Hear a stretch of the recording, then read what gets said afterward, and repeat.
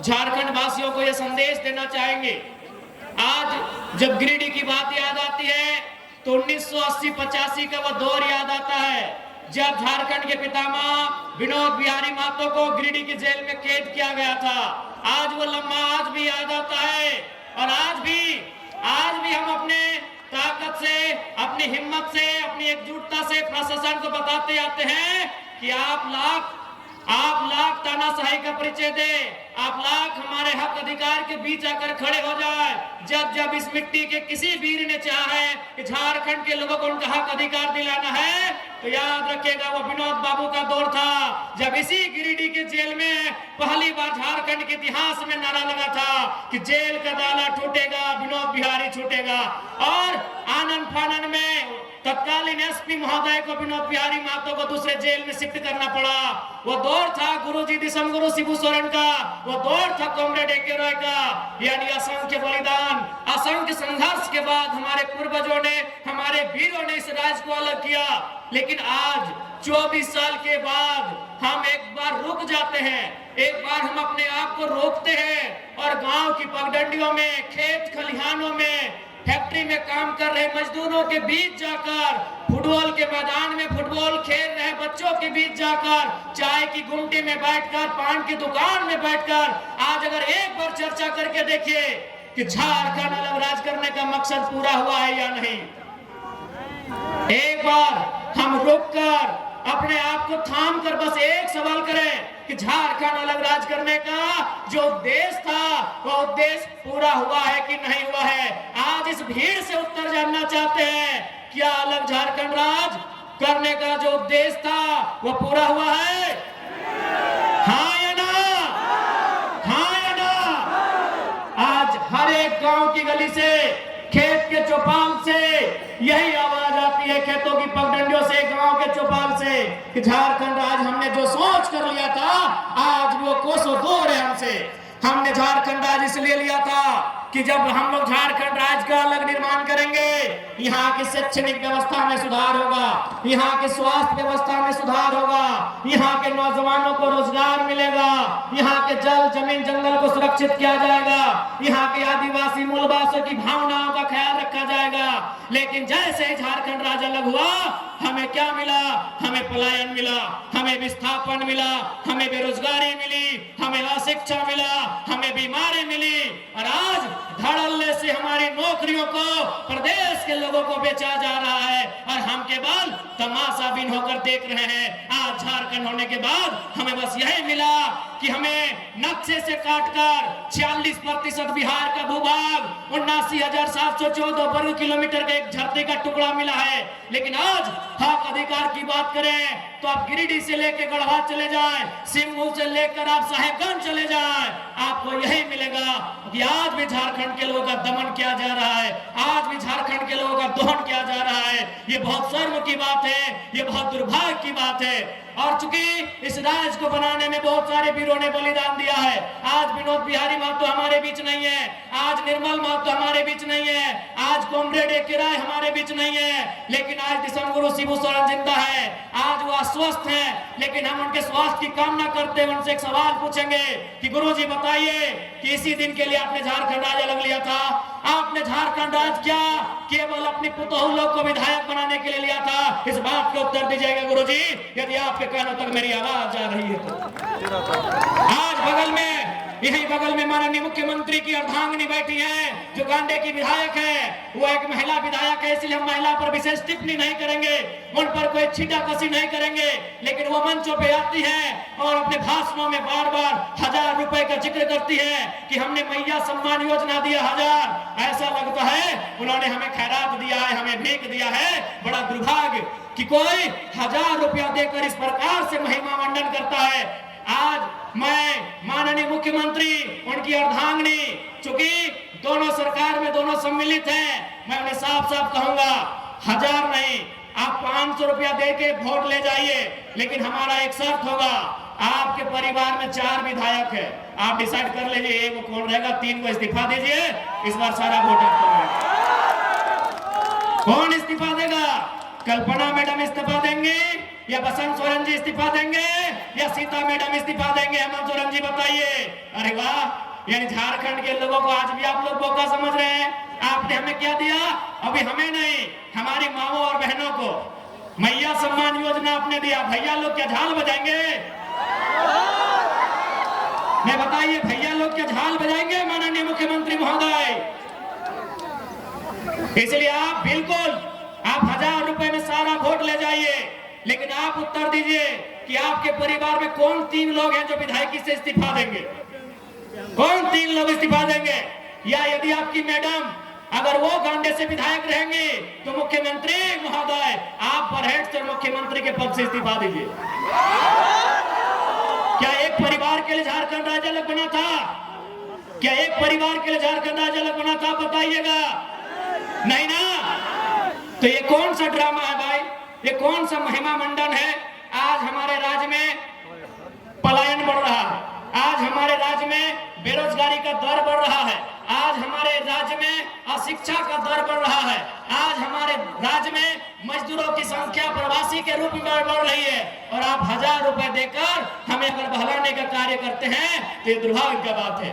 और विशेषकर झारखंड के युवाओं, आपको स्पष्ट कहना चाहेंगे, आज देख सकते हैं युवाओं का मकसद होता है कि बढ़िया से पढ़ाई लिखाई हो, अच्छा से कंपटीशन की तैयारी करें और झारखंड की नामधारी परीक्षाओं में बैठे। आज आपको मालूम है सीजीएल के साथ क्या हुआ? मालूम है आपको क्या हुआ सीजीएल के साथ? पेपर लीक का मामला। आज सीजीएल के साथ क्या हुआ? पेपर लीक का मामला। आप सोच के देखिए, सीजीएल की परीक्षा जिसका इंतजार 2015-16 से किया जा रहा था कि नहीं? 2015-16 से सीजीएल की परीक्षा का इंतजार किया जा रहा था। आज 2024 में 28 जनवरी 2024 को सीजीएल की परीक्षा होती है, लेकिन 2 घंटे बाद पुनः पता चलता है कि पेपर लीक हो चुका है। पुनः री एग्जाम लिया जाता है। एग्जाम कब लिया जाता है? 21-22 सितंबर को लिया जाता है। पुनः री एग्जाम में भी पता चल रहा है कि पेपर लीक किया जा चुका है। ऐसे में आप तमाम केवल नौजवान पढ़ने वाले छात्र नहीं, अभिभावक, माताएं, हमारे तमाम अभिभावक, आपको भी गुस्सा आना चाहिए। आपको भी गुस्सा आना चाहिए कि आपने इन सरकारों को क्यों चुना था। आपको मुख्यमंत्री के साड़ू सुदीप सोनू से सवाल करना चाहिए कि आपको हमने सत्ता में क्यों बैठाया था? सीजीएल का पेपर लीक करने के लिए नहीं बैठाया था। आपको सवाल करना चाहिए। लेकिन आज बहुत दुर्भाग्य की बात है, हम और आप व्यस्त हैं, अपने रोजमर्रा की जिंदगी में व्यस्त हैं, हम अपने चाय की दुकान में व्यस्त हैं, हम अपने पान की दुकान में व्यस्त हैं, हम अपने दिनचर्या में व्यस्त हैं, हम अपने काम काज में व्यस्त हैं, हम अपने रोजगार में व्यस्त हैं। लेकिन आज यहाँ के राज्य के आपके बच्चों के भविष्य को लाखों रुपए में बेचा जा रहा है, और आपके कानों में अगर जू नहीं रेंग रही है तो याद रखिएगा, केवल सरकार दोषी नहीं है, आप और हम दोषी हैं इस राज्य की बर्बादी के लिए। इस बात को याद रखिएगा। और यदि आप आज याद नहीं रखते हैं, आज यदि आप में राजनीतिक सुचिता का संचार नहीं होता है, यदि आज आप में राजनीतिक चेतना जागृत नहीं होती है, तो आने वाली पीढ़ी आपसे सवाल करेगी। आपकी आने वाली पीढ़ी आपसे सवाल करेगी कि आपने क्यों सवाल नहीं किया? जिन लोगों को आपने सत्ता दिया था उन लोगों से सवाल क्यों नहीं किया? कौन जिम्मेदार होगा? सीजीएल की परीक्षा में धांधली का जिम्मेदार कौन होगा? पारा टीचर की जो समस्या है उसका जिम्मेदार कौन होगा? आंगनबाड़ी की सेविका धरने पर बैठी है, उनका जिम्मेदार कौन होगा? पूरे राज्य में लोग धरने पर बैठे हैं। आज ये सवाल उठता है कि अगर पूरे राज्य में लोग धरने पर बैठे हैं, किस राज्य में खुशहाल कौन लोग हैं? ये भी हमारे सोचने का सवाल है। और विशेषकर नौजवान साथियों, आपको बताना चाहेंगे, कभी भी आपका ध्यान उस ओर नहीं गया है। आपका ध्यान कभी उस ओर नहीं गया है। हमारा ध्यान नौकरियों की ओर जाता है। एक बहाली में अगर मान के चलिए जेपीएससी की बहाली आती है, 250 सीट होता है, 350 सीट होता है, 250 सीट होता है। लेकिन आपको मालूम है इस राज्य में इनकम का जगह कहाँ है? आपको अभी तक मालूम नहीं है, क्योंकि हमारा माइंड उतना डेवलपमेंट ही नहीं है, हमारे सोचने की शक्ति वहां तक गई ही नहीं है। अरे नौकरी वन टाइम अगर जेपीएससी निकालती है तो 250 सीट ज्यादा नहीं रहता है। लेकिन आपको मालूम है आपके गांव में, आपके पंचायत में, आपके प्रखंड में, आपके जिला में जो भी सरकारी मकान है, जो भी सरकारी भवन है, वहां केवल 2-4 अधिकारी सरकारी होते हैं, बाकी एजेंसियों को ठेका दिया जाता है, बाकी कॉन्ट्रेक्चुअल लेवल पे आधार पे होता है, बाकी टेंडरशिप के आधार पे होता है। आप जो पंचायत भवन देख रहे हैं, उस पंचायत भवन में जो खिड़की का रंग पेंट करने का जिम्मा एजेंसी को दिया जाता है, बल्ब लगाने का जिम्मा एजेंसी को दिया जाता है, उसमें इलेक्ट्रिशियन से लेकर फिटिंग हर एक काम एजेंसी को दिया जाता है। तो सोच के देखिए झारखंड में कितना एजेंसी काम कर रहा है। अरे नहीं करने से भी 30,000 35,000 एजेंसी झारखंड में काम कर रही है। छोटी बड़ी सब मिला के 30,000 से 35,000 एजेंसियां काम कर रही है। एक एजेंसी का टेंडर करोड़ों में होता है। आप उन एजेंसियों का लिस्ट निकालिएगा, 1% झारखंड के लोग नहीं है। आप केवल नौकरी देखते हैं कि बहाली कै गो निकल रहा है पुलिस का। आप इतने इस भीड़ में कै गो कॉन्ट्रैक्टर हैं, इस भीड़ में कै गो एजेंसी के ओनर हैं।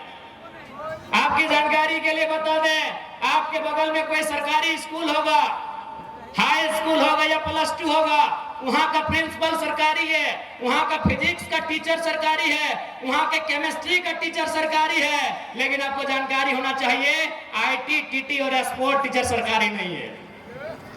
आईटी का टीचर सरकारी नहीं है, टीटी का टीचर सरकारी नहीं है, स्पोर्ट टीचर सरकारी नहीं है। और आपको यह भी जानकारी होना चाहिए कि आईटी और टीटी का टीचर एग्जाम लिख के नहीं आते हैं, एजेंसी के थ्रू आते हैं। वो एजेंसी भी आपकी नहीं है, वो टीचर भी आपका नहीं है।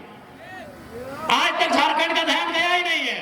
झारखंड के नौजवान नौकरी के, ठीक है नौकरी अच्छी बात है, हमारी भी पहली प्राथमिकता नौकरी होती है, लेकिन आप एजेंसी को भूल रहे हैं, आप टेंडरशिप को भूल रहे हैं, आप ठेकेदारी को भूल रहे हैं। अरे पैसा वहां है। बीडीओ की तनख्वाह क्या है? बीडीओ की तनख्वाह आज के डेट में क्या है? 50,000, 1 लाख है। चलिए 1 लाख मानते हैं, चलिए मान लेते हैं बढ़िया पदाधिकारी की तनख्वाह 1 लाख है, तो 12 महीना में 12 लाख, यानी 1 साल का 12 लाख। वो नौकरी कितना करेगा? 30 साल। कितना? 30 साल। 12 को 30 से गुना करिए, 3.6 करोड़। क्या कैलकुलेशन सही है?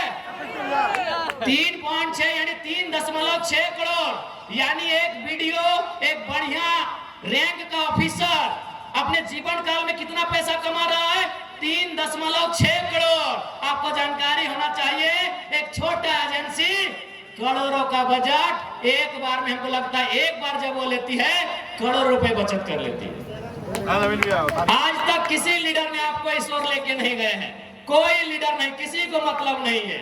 आप कहीं चले जाइए, आप अस्पताल में चले जाइए, स्वास्थ्य केंद्रों में, डॉक्टर सरकारी हो सकता है, डॉक्टर सरकारी हो सकता है, वॉचमैन सरकारी नहीं है, जो गार्ड है वो सरकारी नहीं है, जो सफाई कर्मी है वो सरकारी नहीं है। वो कहां से आते हैं? परीक्षा लिख के नहीं आते हैं, वो एजेंसी के माध्यम से आते हैं, ठेकेदारी के माध्यम से आते हैं, कॉन्ट्रैक्ट बेसिस पे आते हैं।